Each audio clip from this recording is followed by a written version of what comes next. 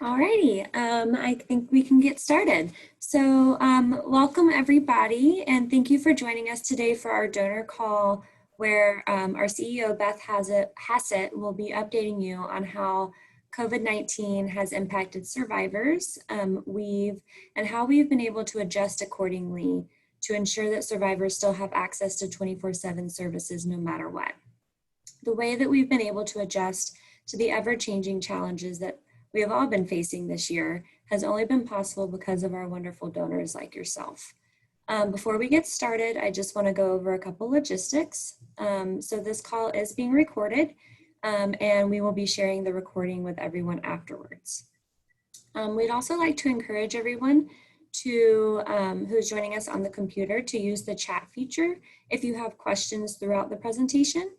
At the end of the call, we will have time for question and answers.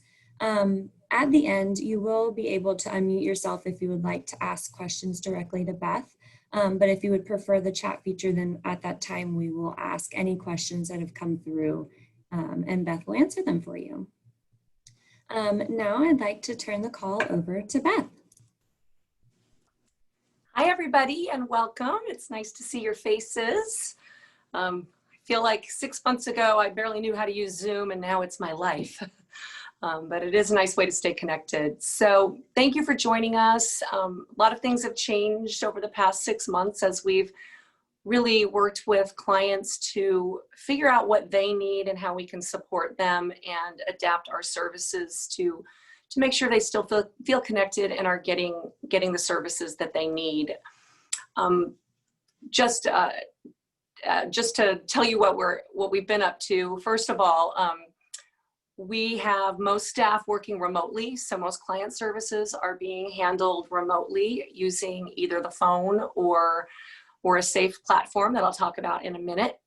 Our residential services, of course, we have to do in person, so we have still had folks staying in our transitional housing cottages and in our emergency shelter, although we did let the emergency shelter folks, let that population dwindle down a little bit because we were concerned about bringing new people in who might have been exposed to COVID. So for the first time ever, we've used a lot of motel rooms. That's not usually our favorite way to serve clients, but we have some contracts with motels that have kitchens in them, and we have been putting people to quarantine in motels, but have been bringing people back into the emergency shelter, which is more of a congregate living space, since later in the summer. So we're doing that, but most folks are working from home. You know, normally we're embedded in 38 different locations throughout the region, and the partners in those locations are also working remotely. So to some extent, we're taking our cues from our partners.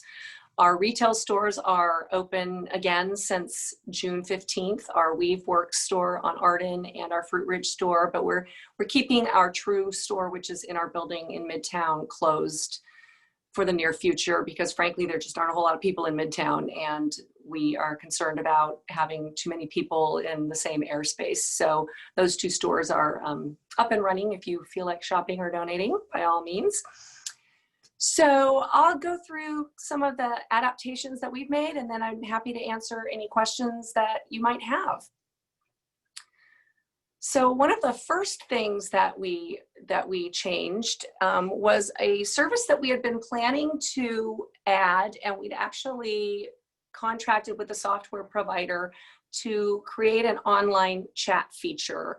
I had the opportunity a year and a half ago to travel to Austin, Texas for other business, and I visited the National Domestic Violence Hotline and actually shadowed somebody who was serving clients using the online chat feature. And I just really felt like it was something that our survivors would enjoy, because very often they don't want to make a phone call, especially young folks would rather text or chat. And what we found with COVID is it's not safe for people who are sequestered in a house with the person who might be doing harm to them to get on the phone. So this has been a way for us to communicate with clients who can't make a voice call. We launched it the middle of March, and without a whole lot of fanfare. Really, the way folks found us is if they went to our website for information.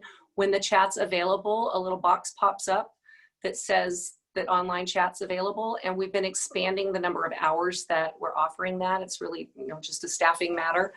But so people have been finding this service without us really advertising it. And all of the numbers that I'm going to talk about during this presentation are from March 13th, when we stopped working in the office, through the end of August. So that's the time period we're looking at. And when we compare it to last year, I'm comparing it to that same time period last year. So we've now served 596 clients through chat as of the end of August. And we can show you a little bit of what it looks like from the user's end. So they pop on and we ask them some questions about their first name, age, and ethnicity for our record keeping, but they also can choose to be anonymous because we don't want that to be a barrier for people seeking help. And then once they enter that information, they are told that someone will be right with them. I'm sure you've all probably done a chat feature on a website, so you kind of know what I'm talking about. This is an example of what it looks like to the client. We did a fake chat between two staff members, but you can see the types of things that we usually see. At the beginning of the chat, we make sure, just as we do on our support line, that they're in a safe space, that they aren't concerned that anybody is overhearing or seeing what they're doing. And throughout it, we are encouraging them to call our support line when it's safe to do that, if that seems like a service they need, or we're encouraging them to avail themselves of other services. So we do a lot of referrals to Weave programs, sending them to our legal program, helping them get enrolled in counseling, referring them to safe housing if that's what they need. Speaking of counseling, we were really concerned that the number of people getting support during this time was going to just plummet, because we weren't sure that people were even going to be interested in a counseling session over the phone, which was the only option we had initially. And we've been happy to see that people did take us up on that opportunity. We couldn't use Zoom or any of the Teams or the platforms you might be used to, because it's not a confidential method of communication. So it took us a little while to find a user interface that was not onerous to the clients, that was easy to sign on to. We found something called Doxy. So now we're starting to use Doxy so people can do a video conference or they can do the phone. The other big challenge is a lot of our counseling is delivered in groups, because we find that that's a very effective way to serve a lot of people, and it provides kind of some camaraderie and a way for survivors to connect with other survivors and share their story in a safe environment. We have not been able to do that until now with this Doxy. So that's also just been a barrier to serving people. But as you can see, we brought on 265 new clients. We've made it really easy to get into counseling. Prior to COVID, we asked people to come in for an in-person intake so that we could find out what's going on for them and determine whether they could go right into group counseling or if they needed individual. And we've dispensed with that and are doing everything over the phone, and we're getting people into services much more quickly than we used to. And since they don't have barriers such as transportation or needing to find childcare, we're really finding that folks are availing themselves of this counseling service in a new way, and plenty of people seeking services. So that has been great. We can show you what it looks like. This is Doxy, the landing page. So they enter the room, they know who their therapist is, and that's our head of counseling services there, Lori. And but that's what they see when they go on. And then if they're in a group, that's what it looks like. There's Jordan. And these are all employees, but just so you have a sense of, it looks a lot like Zoom, and the folks can all see each other and can all unmute and talk and share. So that is what we are doing with counseling. Legal services has been a real challenge because when COVID first hit, they shut down the courts. So the only services that people could get in the family law arena, which is where we operate within our legal program, was an emergency restraining order. So we continued to help people get emergency restraining orders, but so many of our clients were in the middle of dissolving their marriage, had child custody matters at play, were working on getting their permanent restraining orders, and all of that shut down for several months. And it was concerning to us because now we had clients who were in the process of being done with this business. Some of them were now having to negotiate with their abusive partner transition of children from one home to the other while they still didn't have their child custody figured out. Divorces weren't being granted. Restraining orders were expiring because they hadn't gotten the permanent orders. So it was pretty scary for March, April, May. Now the courts are open back up, but a lot of that work is being done virtually. So they have it set up to do virtual hearings and such. The thing that played out in a way that I am not shocked by is that calls for service at first were pretty in line with last year, and then they have just skyrocketed. And we saw during the recession that a lot of people did not seek help when the recession was in full swing. They didn't feel comfortable even thinking about moving away from their partner, especially if the partner was the breadwinner. They were worried about where they'd live and those expenses. And then we really saw a lot of people seeking help once things had calmed down a little bit. So we're anticipating that requests for service are going to go way up as we move through this pandemic, and people are living in really scary and precarious situations where abuse and violence is escalating. So as you can see, we have served significantly more people in May, June, July, and August than we did in a year ago.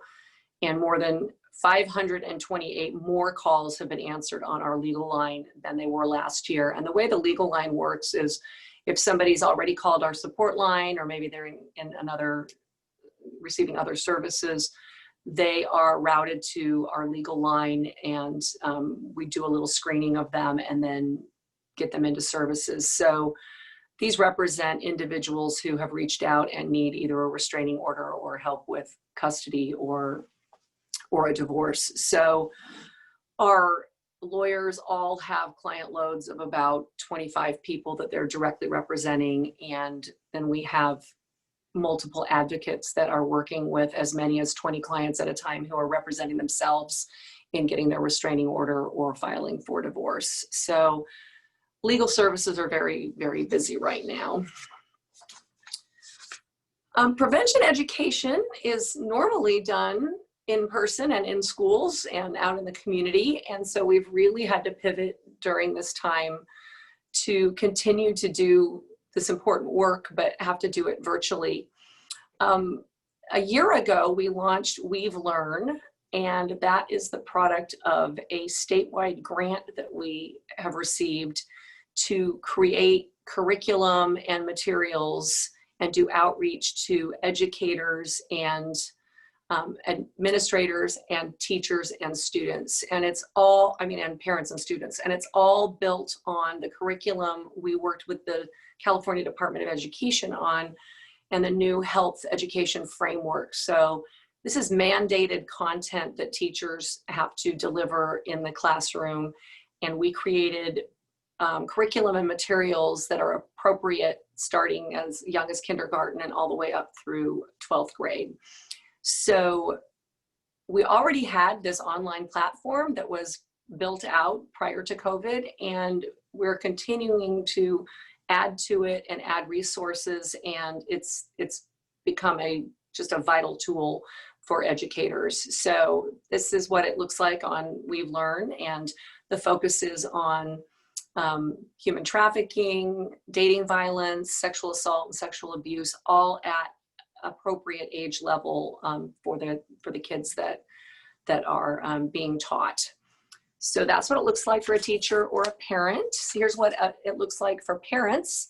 So resources on how to talk to your kids about relationships. There are little modules that they can watch. And, the goal is just to get as much information into the hands of people who can affect the lives of these children as we can.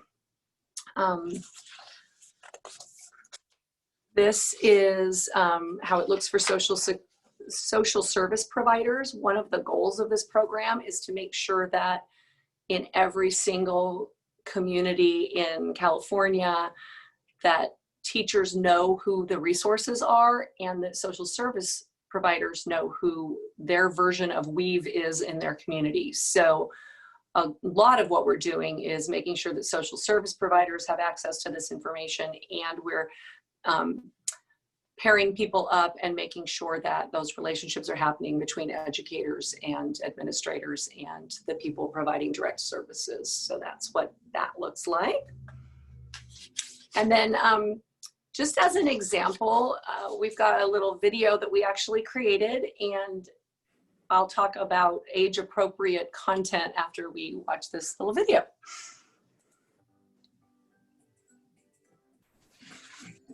Hi.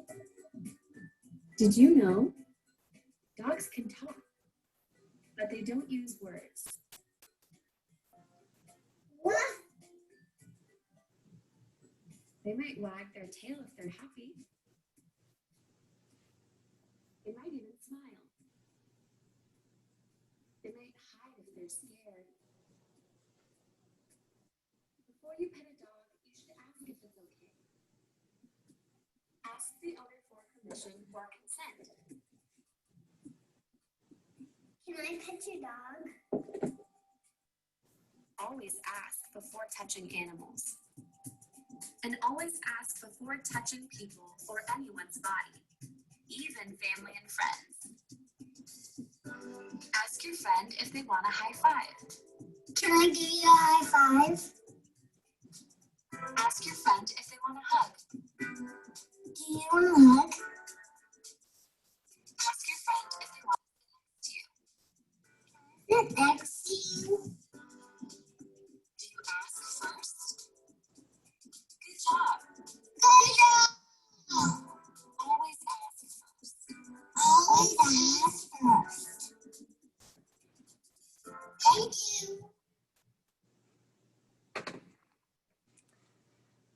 So I think this is a great example of how we can create content that's age appropriate. And because that was one of the big questions, is how on earth do you talk about sexual assault and domestic violence and sex trafficking with a 5-year-old? And the challenge that was put before our staff was, well, we need to start talking about things like boundaries and consent and having ownership of your own body at that young age, so that we can build on those concepts, so that by the time they're 16, 17, 18, we're having those really difficult conversations about consent and what it looks like. And so this is an example of what we might do with a 5-year-old. For second graders, for instance, we have an idea for the teacher where you use hula hoops and you start talking about how these are your boundaries, and you get to decide who gets into your space and where your hula hoop is. And as the kids get older, we might talk about using a jump rope instead, where sometimes your boundaries get really, you don't have huge boundary issues, and other times you really want to spread your rope out and keep people at a distance. So just an example of what we've created for teachers. And again, thank goodness it's online now. Throughout this time, our prevention education team has gone to social media to work with students throughout our area. We have multiple contracts and grants to actually be working with students at particular schools. So they created an Instagram account called We Prevent that's specific to reaching kids throughout our community.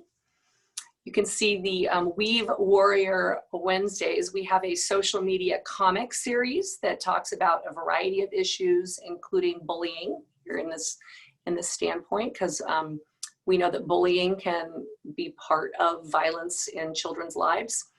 And then we have a Teen Talk Tuesday, which is an Instagram live question and answer session that has a different topic for youth each week. They focus on something different every week. And then Fiction Friday, where we do a weekly book reading on Instagram TV, where our community educators read books for K through 6th grade level kids and youth chapter books. So finding ways to connect while using all of these tools that we have, and trying to continue the work that we're doing in preventing domestic violence, sexual assault, and sex trafficking. So that's what we've been up to, and I'd love to hear what questions folks have about what we're doing and where we're going, and I will try to answer them.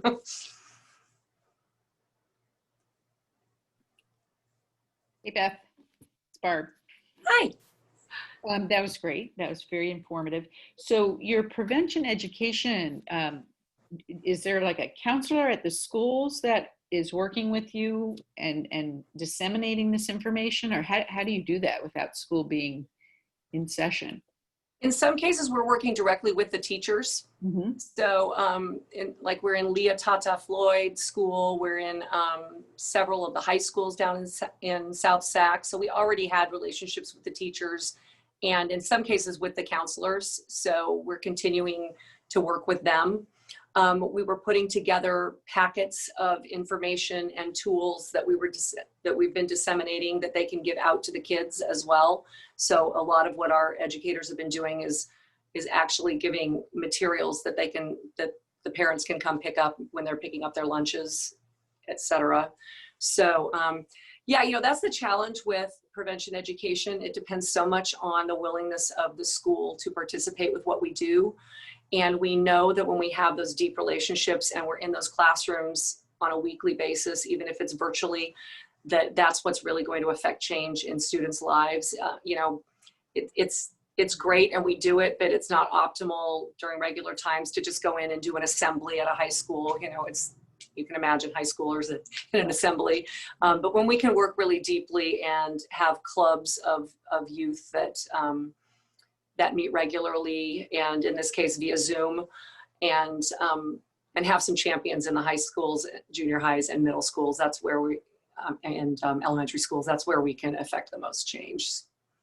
Yeah, I think that's tricky. So you're not sending the info home necessarily with the child in the event that the angry parent then would see it and flip out.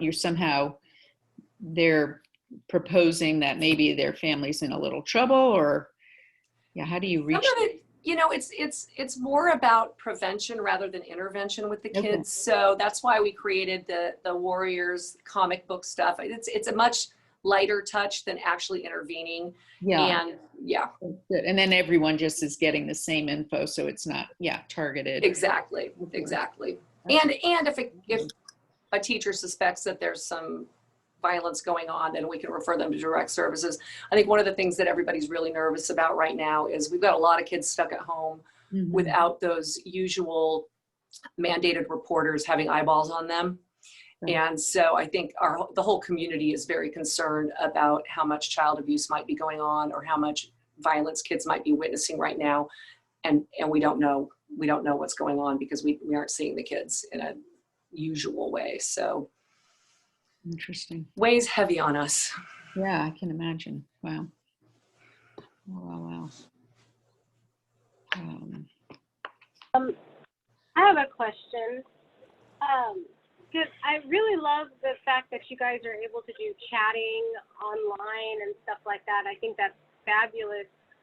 But I am curious, have you guys noticed or come across any problems with like internet or cyber surveillance from abusers against a lot of, against their partners? against their partners when you're, having to have these chats with them about their fears, being afraid of their abusers or whatever. Because I know that with the advent of technology and stuff, cyber surveillance is a real concern for partners who are living in a violent or fearful situation. Well, it's interesting that you bring this up. We actually, and I mean the field of domestic violence, has actually added technology abuse as a form of domestic violence, because we see a lot of tracking of people, even if it's just the Find Your iPhone app kind of a thing. One of the things we do with the chat is we explain how to clear their browser history when they're done with the chat, so that they don't keep that in their history if they have a partner who's pretty savvy. The nice thing is with cell phones, it's a lot easier to not have that history on a shared computer with their partner. But we're always very cautious and we tell folks, if you think that your partner is in any way surveilling you or has loaded anything onto your devices, to be extra careful about what you do and say and not put yourself at risk. And that's one of the big challenges with doing online counseling. That's why Zoom and some of these non-safe platforms just aren't an option for us, because of the strict mandates that our funding comes with to ensure the confidentiality of clients. Right. Like maybe, I don't know, getting a throwaway phone or something like that, as an option. I like the idea of the chatting and the online stuff and the phone stuff, and I'm just like, oh my gosh, but at the same time, it just seems, because with the advent of technology, it's very, very easy for an abuser to take advantage of that. Absolutely. And if somebody's coming into any of our residential services, that's one of the main things we talk to them about, is how do you turn off your GPS feature on your phone? Is it even safe to have your phone on? Because we often get folks that are pretty certain that their partner has put something on their phone to track where they're going and what they're doing. And so for a lot of, we don't allow people to take pictures or post from any of our residential locations, just because it can geotag it and et cetera. So yeah, it's one of the top things that we worry about with clients, and in these times and always. Yeah. And have you guys thought about do you guys do more education as far as that's concerned? Because I don't think a lot of I'm not entirely certain just how many survivors actually understand the danger of cyber surveillance. I don't, It's such a new thing. So you're, finding a situation where, these survivors are leaving and they don't understand just how important it is to turn off the phone or to not, photograph, because it's a new kind of avenue of concern. And I agree. And, a lot of it's done one-on-one with whoever they're working with, a case manager or whoever's bringing them into the shelter or their counselor. And, it's always that catch-22 of, we don't want to put too much information out there in the public, because will it give people ideas about how to then stalk somebody? So, right. Yeah. So we're always careful about that, but it is absolutely a conversation we have with anybody where that could be a possibility. Right. Okay, thank you. Thank you for the questions. Yeah.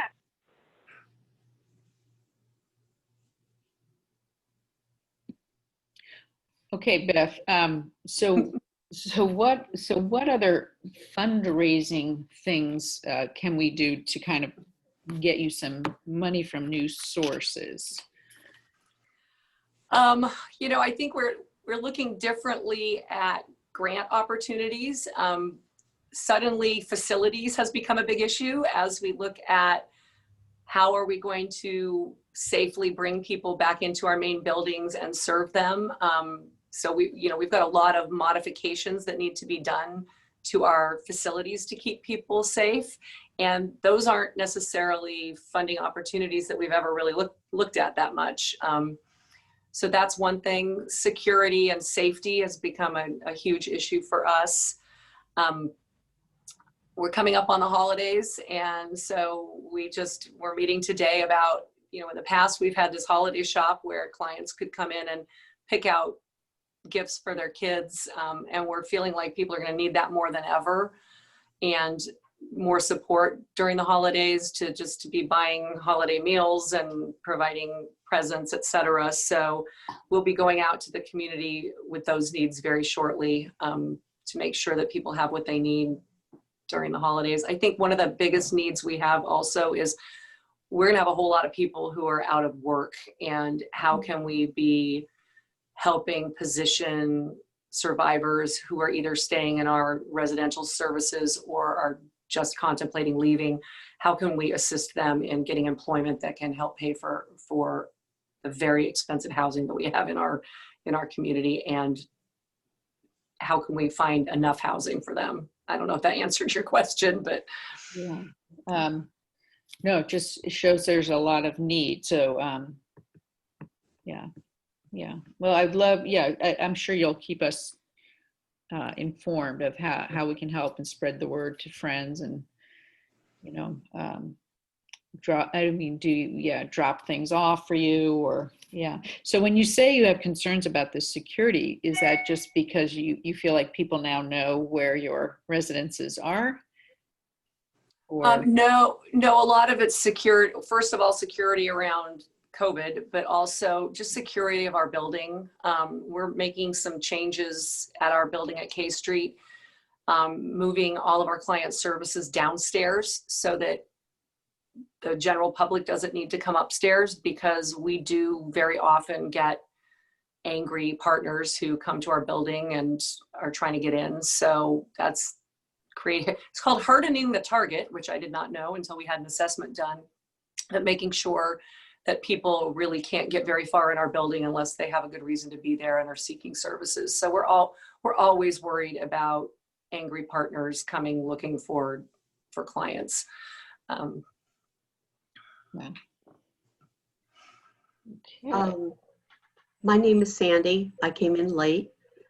I'm a survivor from domestic violence. It's, been many years. I've been with my husband now for 20 plus years, and he's great. So I understand that aspect of it. I would like to know how domestic violence ties in with the military, because I'm a chaplain at the American Legion Auxiliary out here in Fair Oaks at our post, and I was curious about the percentage or how many people present themselves and they're either the spouse is military and being abused or being abusive, or the perpetrators either in the service or out of the service. And we do see an intersection with the military, and I can tell you in no particular order how it shows up. First of all, we provide trainings on military bases and have like an MOU with Beale, for instance, and we work very closely with the National Guard here in the area to do trainings and about sexual assault and domestic violence. We do a danger assessment on most of our clients to see just how much danger they're in. And there's a list of questions and they get points for affirmative answers. And the fact that there are weapons in the house is one of the indicators that they might be in danger. And we also do look at if their partner was in combat and perhaps has some PTSD from that. That can be a big indicator that somebody might be more violent. So yeah, it's an assessment we do on most folks, and especially if they have a partner that's active military or actually saw combat. So yeah, just one of those extra risk factors. The other challenge, as it pertains to both domestic violence and sexual assault, is, you know, if you're the partner who's not the military member, but you know, you can be afraid of getting the person kicked out of the military, or of losing your housing, or, you know, there's often concern about what's going to happen to your partner's career if you report something. So we definitely see that as something that people are struggling with when it comes to actually outing their partner as being abusive, and the repercussions that might come from that for the whole family. So yeah, complicated. As you know, as a chaplain. Yeah, I mean, I don't work with it directly, but we have several committees, and I'm the chairperson for children and youth. So there's that aspect also. We zero in mainly on military children, even though military child is in a school situation. Yes, we'll look at all the other children in a school situation. But I know there from personal experience and from what I saw through my career as a nurse and what have you, I know that there is, the children can also be the victims, Absolutely. And we take a 2-generational approach when it comes to looking at the survivors we're serving and their children, especially folks that are in our residential program. I mean, we have this window of time where we can actually work with the kids and with the parent to talk about healthy relationships, unhealthy relationships, what they might have witnessed, and the trauma that can have on them. And we know that they're much more likely, if we don't address these, to grow up to become abusive or to become abused. So that's great. And if you ever are interested in having us come and provide a training for folks, or in any way provide technical assistance around the issues we deal with, we happily come work with you. I would love to learn more about what you're doing. Yeah. Yeah. I mean, we my husband's the commander of our post, so pretty closely involved with all this. And we've had our unit for about 4 years now. And we get out there and we help with the stand downs and all this other stuff. And now we're starting to bring in more of the children activities also, education and children and youth and what have you. So that's great. Okay. Thanks for sharing. Thank you. You're welcome. This is Rivka. Hi. Hi, how are you? Good, how are you? Good. So I just wanted to see if I could have a little update about what's happening with the library, how people are using it, if families are taking some items with them when they leave, what your needs are right now. Yes, Rivka's talking about the library that we have in our children's center on our residential campus, which was a generous donation, and there's ongoing putting of new books in there, which is a great thing, because yes, we let people take books with them. They read them when they're staying in the shelter and in our cottages, and also we want people to read, so we send the families off with books. So we always need new books to have in the library. And so yes, if anybody wants to donate books, we also can share with you a list of books that our educators recommend that aren't all doom and gloom about domestic violence, but but talk about healthy relationships and have some good healthy messaging around them. So yes, thank you for asking. And anybody who wants to buy books, we really appreciate that. I have about 100 books at home that are just waiting to be sent. Excellent. So, yeah, I'll be getting those out to you in the next month or two. That's wonderful. Thank you. Yeah, having a list would be helpful to know what you want. If it's just kid picture books to informational books to whatever, that would be helpful, because I bet we all have books that we could help you out with. And do they have to be new books, or how are you? No, we take all books. Okay. For the collection that I donate, they're all new books. And they range from board books to adult books, and they include biographies and fiction and sports, and a lot of books that have been published in the last few years. Okay, good. And our population in our residential program is very diverse. So, we also look for books that, represent people of all colors, shapes, and sizes, people with disabilities, all of those things. So we can absolutely get you some lists of books that are really helpful and useful. Perfect. So I've got some questions coming in on the chat that I can read out. I just wanted to let everybody who wanted to ask theirs. And feel free to jump in if you have a follow-up question in between here. But one of the questions that came in was, has moving your services online affected your geographical area? That's interesting because we were just talking about that today, and I need to have our database manager pull zip codes, because we know that we're getting people from parts of the county where we don't regularly have services in the, like, for instance, Folsom, where we're not embedded in Folsom anywhere. So we know that people who normally might not have come down for counseling because they couldn't get to Midtown or to one of our other sites are absolutely taking advantage of the services. I don't have any great data right now, so I'm going to pull that data, and I'm going to make sure that people know what that is, because we know that accessibility to services is one of the hugest barriers for people not getting services.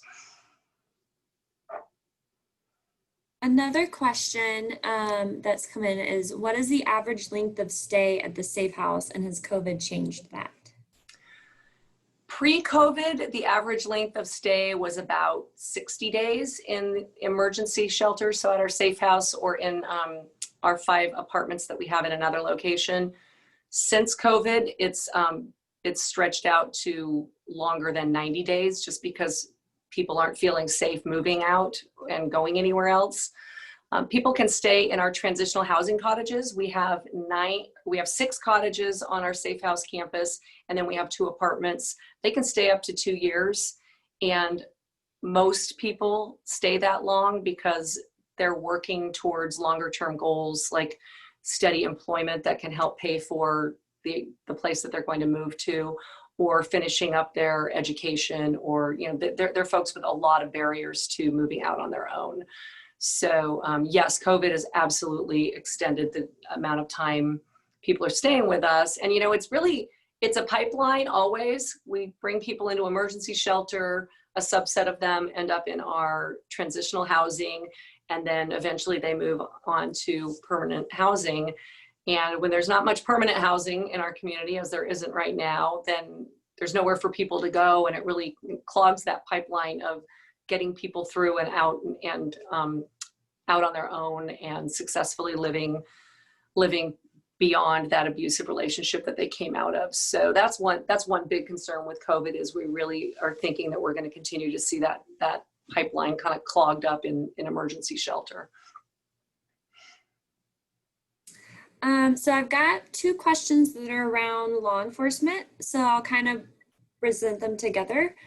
So one person said, hi, I have a question about how Weave is handling the societal push to defund police departments.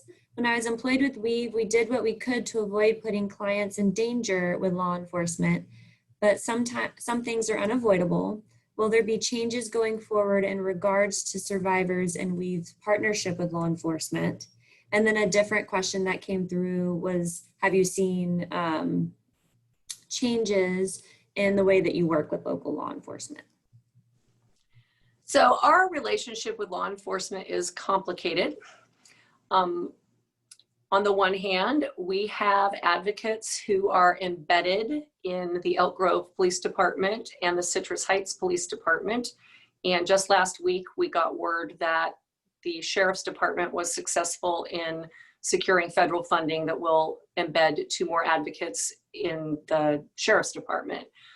The importance of us being in those departments is that we work to change the culture as much as we can as it pertains to how they treat victims of domestic violence and sexual assault and sex trafficking. And we feel like that's an important role for us to have. We also are doing follow-up on 100% of the cases that they're seeing. So if somebody has reported domestic violence or sexual assault or elder abuse or sex trafficking, we've got advocates who are actually reaching out and connecting them with resources, which is a really important role because so many of those cases don't come to fruition as far as anybody getting arrested or convicted of anything. And it's the same thing as when we have people in our Safe House. We've got this window of opportunity where we can reach out to a victim and hopefully encourage them to get some help. On the flip side of that, we're doing very intensive and important work in the Black community in South Sacramento. And we're really exploring how do you serve communities that don't want to engage in the criminal legal system, and what are alternatives for keeping people safe when they're not going to call 911 and they're not going to push to have somebody arrested. So we kind of are balancing these two concepts, and it's challenging. I mean, it's challenging to be an anti-violence organization working with and within structures that can be inherently violent. So it's complicated is the best answer I have for you. I've got to say, if there's any good of COVID, we've had access to people in law enforcement that in the past, I would not have already had 2 meetings with Chief Hahn. It wouldn't have happened. But because we can do it over Zoom, we've had some really good conversations with the police department and their South Sacramento team that works on domestic violence about how we can work together to build trust in Meadowview and Valley High, where we're working with the Black community down there. And, what could we do differently? How can we share resources differently? So I feel like we're having really difficult, important conversations that would have been hard to have were we all not stuck dealing with each other on Zoom, where somebody can pop in for a 20-minute conversation and then go out. I know that calls for domestic violence have been up during this last time. And so, I'm concerned about how much violence is going on in people's homes. And ultimately, we need law enforcement to be our partners. And I see it as Weave's role to always push back against attitudes that blame victims for what happened to them or that disproportionately affect communities of color and treat them unfairly. So I hold all of that as we try to serve the community. Can I ask a follow-up question kind of going with that? Sure. I was one of the ones who submitted the question regarding law enforcement. So I worked in the residential department with Weave for over a year. And what kind of stemmed that question for me was instances where I would be at work and something would happen in the residential house where I would need to call law enforcement to come like de-escalate somebody who I just absolutely could not handle myself. And then I would be presented with the issue of somebody else coming forward and saying, oh my God, are you about to call the police? My boyfriend's a cop. What if he shows up here? Then what do we do? So that was kind of always something where I was like, I don't know how to help everybody at the same time because I don't want to put somebody else in danger while trying to save somebody from danger. So that was what stemmed, like, how is we maybe thinking? I know that's like not an easy question to answer, but no, it's not. But and that's a very real scenario. We have so many clients who come to us and say, I just don't even feel safe about this because my partner is in law enforcement, and I'm very worried that he's going to find out or whatever. I mean, those are tricky situations, and the other thing that concerns me personally is there are certain unions that, law enforcement unions, that will actually pay for their union members to fight restraining orders. So, you know, then we've got a union-backed, lawyered up perpetrator, and then, you know, a client that we're trying to help with meager weave resources. And so, yeah, I mean, it's a challenging situation to keep everybody safe, and to also deal with, you know, just that power imbalance between law enforcement and us regular folks. Thank you for clarifying somewhat. Yeah, it's as clear as mud, I know. I find that whole thing shocking that there's this union involvement. I mean, what a thing to hold over someone's head, that you can never, you know, I mean, that's shocking. Well, and between all of us, we're working with the statewide coalition that represents all the domestic violence agencies to see if they'll go up against them. Yeah. Because we're uncomfortable being weave going on, and we think it's going to take a bigger effort. But yeah, I mean, that's, you know, just part of that culture that protects their own. And they, you know, if you get a restraining order, you can't have weapons, so you can't do your job. And you know, getting weapons out of the hands of people who have been told they're not allowed to have them is an ongoing challenge, because people don't turn in their weapons when they get a restraining order against them. And law enforcement is loath to go knocking on people's doors and taking them away from them because it's dangerous. So, and as we've, and as a service provider, we struggle with what's our lane, where's our voice most effectively used, and where can we leverage other people at a statewide level who maybe can take some of these efforts on behalf of survivors. Yeah, wow. That is tricky, Beth. Wow. So, hi, my name is Julie, and I also joined a little bit late, so sorry for that. But I have a comment and kind of a question that's related to that. My comment, a little bit of background. I've been a supporter of Weave during the time that I lived in Sacramento, and I no longer live in Sacramento. We moved recently to Las Vegas, and the same issues exist, you know, in every community. So I'm still very, very interested in the work that you're doing, and more so to learn where the gaps might be in my new community and how I might be able to serve. But the comment, I think, is staying connected to what you're doing. This call really was,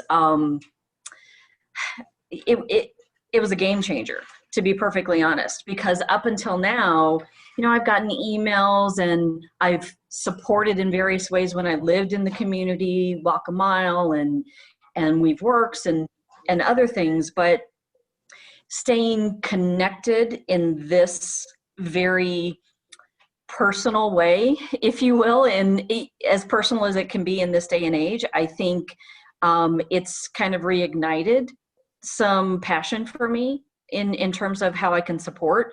So I guess follow-on questions are, what can we do to think about how we can keep people more connected to the work and the cause on a very personal level to continue to drive that deeper support? And then the next question is, what recommendations do you have for connecting in my new community for organizations with like purpose? I think one of the biggest challenges we've always had is the work we do is so confidential that it's not like some nonprofits where you can come in and meet all the clients and, you know, and that sort of a thing. So I think this virtual connecting with folks who support our work and me, I love it. It's great. I have so few opportunities, even during the regular year, unless we're having special events or a donor recognition event, to, you know, really interact with people. And I just feel like there's so much noise in our lives that we all get super busy. So I would love any suggestions you have for continuing to keep the dialogue open. And I mean, if people like this, I'm happy to do it all the time, anytime we have, you know, something to share. So thank you for that feedback.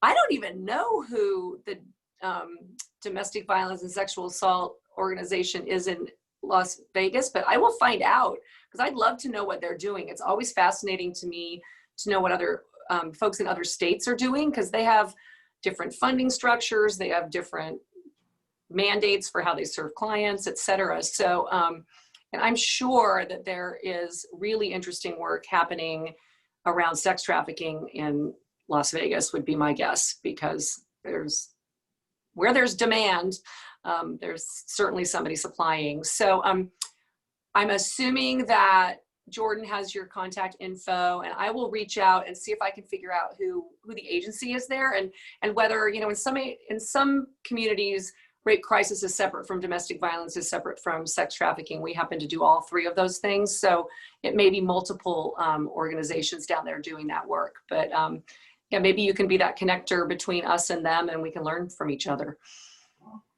I'd love that.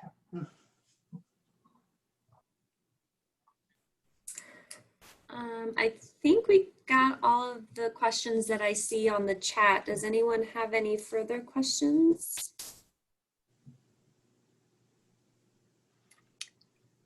It's fun to see everybody and hear what you're wondering about. And I'll talk about Weave all night, so this is great. Well, I like to answer Julie. This is wonderful. I used to work, when I lived in Fremont, I was guided under SAFE, which is the acronym for their organization. And I could see the benefit from my standpoint, having been on that path. And I think it's wonderful getting together like this and meeting everybody.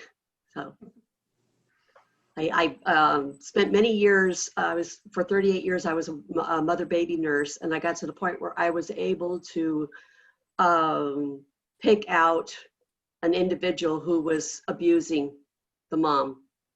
And I filed reports on about 2 or 3 occasions through my career. Thank God it wasn't more.